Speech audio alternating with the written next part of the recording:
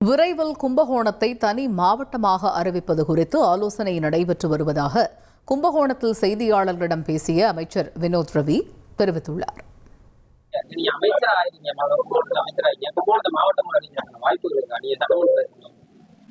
கண்டிப்பாக வாய்ப்புகள் இருக்கு. அதுக்கான ஆலோசனைகள் செய்து வருகிறோம். அதுக்கான சாத்தியக்கூறுகள் ஆராய்ந்து வருகிறோம். பல்வேறு தரப்பினர், பல்வேறு அமைப்பினர் பல வருடமாக கும்பகோணம் மாவட்டமாக வேண்டும் என்று பல்வேறு போராட்டங்கள், ஆர்ப்பாட்டங்கள், கவன ஈர்ப்பு போராட்டங்கள் நிறைய செய்து வருகின்றனர். கும்பகோணின் பலவருடைய கோரிக்கையை முதல்வர் அவர்களிடம் தெரிவித்து விரைவில் அதற்கான ஏற்பாடுகள் செய்யப்படும்.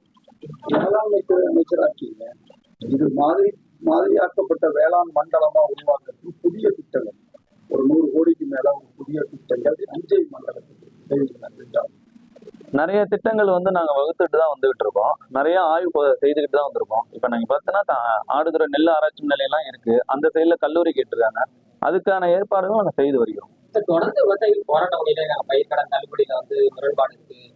இந்த காப்பீடு திட்டத்தை முரண்பாடு தொடர்ந்து அவங்களுக்கான அந்த நியாயமான கோரிக்கைகள் எப்ப நிறைவேற்றிருக்காங்க? நீங்க கடந்த 10 வருஷம் பாத்தீங்கன்னா, கடந்த 10 வருஷத்துல விவசாயிகளுக்கு எந்த ஒரு அரசாங்கமும் 6000 கோடி வந்த 40 நாட்களே செய்து கொடுத்தது கிடையாது.